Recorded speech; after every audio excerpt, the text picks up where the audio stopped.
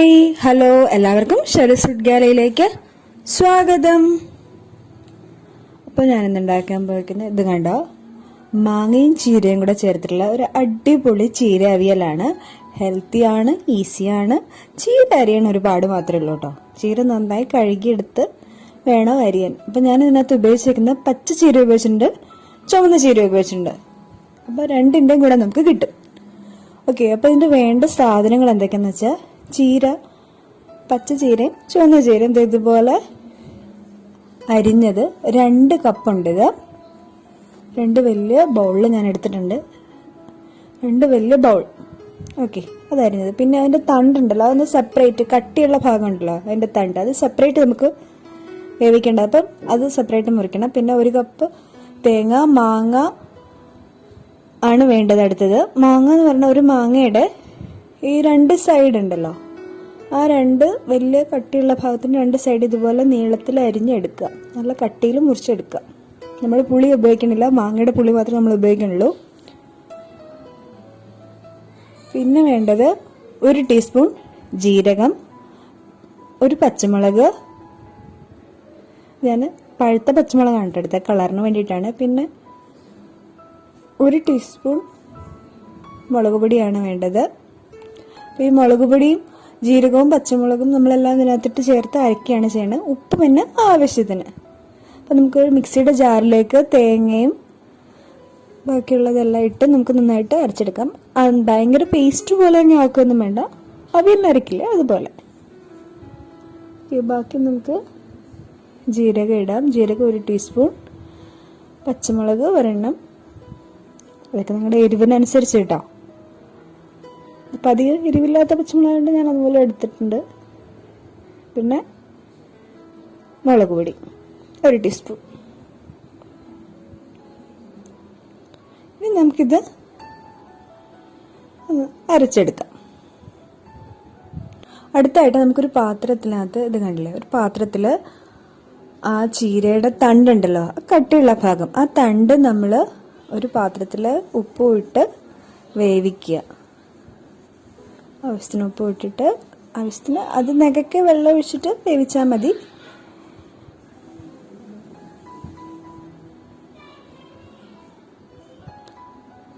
അപ്പം ഈ തണ്ടിൻ്റെയും ഗുണം നമുക്ക് കിട്ടും, ബാക്കി ചീരയുടെ നമുക്ക് ഗുണം കിട്ടും. ഒരല്പം മഞ്ഞൾപ്പൊടിയും കൂടി ഇടണം കേട്ടോ, അത് ഞാൻ മറ്റെല്ലാം കാണിക്കാൻ മറന്നുപോയി. ഒരല്പം മഞ്ഞൾപ്പൊടി, നമ്മളവിൽ എന്തായാലും ഇച്ചിരി മഞ്ഞൾപ്പൊടി ഇടുമല്ലോ. പിന്നെ അതിൻ്റെ കൂടെ മാങ്ങ. ഇത് നന്നായിട്ട് വേവണ വരെ തിളപ്പിക്കുക. ജസ്റ്റ് ഒന്ന് ഇടയ്ക്കൊന്ന് ഇളക്കി കൊടുത്തോളൂ കേട്ടോ. വെള്ളം ഉള്ളതുകൊണ്ട് പ്രശ്നമില്ല, വെന്തോളും പെട്ടെന്ന്.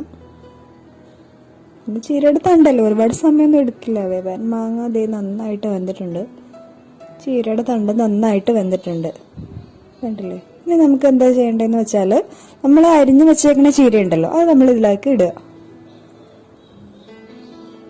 ഇപ്പം ചീര കൊണ്ട് ചീര തോരൻ മാത്രമല്ല, നമുക്ക് ചീര അവിയലും ഉണ്ടാക്കാം. ഓക്കെ, ഇത് ഇതുപോലെ ഇടുക. ഇനി ഇത് ഒരു പ്ലേറ്റ് വെച്ചിട്ട് അടച്ച് വെക്കാം, ഇളക്കമൊന്നും വേണ്ട കേട്ടോ. നമുക്കിതിങ്ങനെ വേവിക്കാം. അടുത്തത് ചീരയും കൂടെ വേവണം, എന്നിട്ട് അതിന് ശേഷം മാത്രം നമ്മൾ തേങ്ങ ചേർക്കുള്ളൂ. നമ്മൾ സാധാരണ അവിയലില്ലേ അതുപോലെ തന്നെ, പക്ഷെ കഷ്ണങ്ങൾ നമ്മൾ പുളി ചേർക്കില്ല, പകരം മാങ്ങയുടെ പുളിയാണ്. ഇതിപ്പോൾ ഞാൻ ആ സമയം കൊണ്ട് തേങ്ങ അരച്ച് ചേർത്തിട്ടുണ്ട്.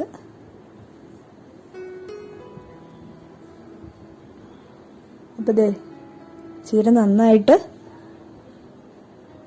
വെന്തു. നമുക്കിതിലേക്ക് തേങ്ങ അരച്ചത് ചേർക്കാം.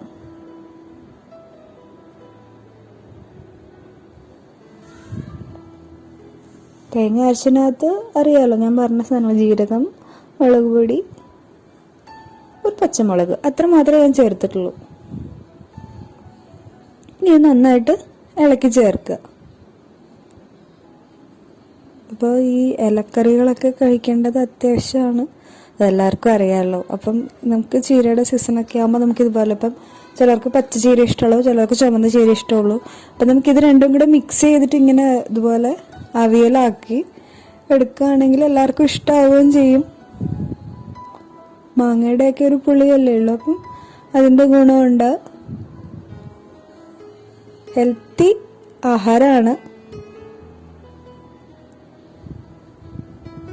ഓക്കെ, ഇത് കണ്ടില്ലേ, നല്ല ഭംഗിയില്ലേ കാണാൻ.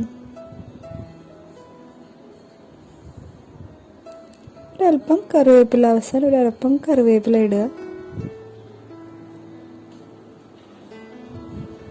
വെള്ളം കുറവാണെന്ന് തോന്നുന്ന സമയത്താണെങ്കിൽ നമുക്ക് ഈ സമയത്ത് വെള്ളം ഒഴിച്ചു കൊടുക്കാം. ഞാനിപ്പോൾ ഒരു 3/4 ടീസ്പൂൺ വെളിച്ചെണ്ണ ഒഴിച്ചേക്കുകയാണ്. ഒഴിച്ചിട്ട് നമുക്കപ്പം തന്നെ അടച്ച് വെക്കാം. എന്നിട്ട് അപ്പം തന്നെ ഓഫ് ചെയ്യുകയും ചെയ്യാം. അപ്പോൾ നമ്മുടെ ചീര അവിയൽ റെഡി ആയിട്ടുണ്ട്. നിങ്ങളെല്ലാവരും ട്രൈ ചെയ്ത് നോക്കുക. എളുപ്പമല്ലേ, ടേസ്റ്റി, ഹെൽത്തി. ഓക്കെ, അപ്പം നിങ്ങളെല്ലാവരും ട്രൈ ചെയ്യുക. നാളെ ഉച്ചയ്ക്ക് 1 മണിക്ക് നമുക്ക് വീണ്ടും കാണാം.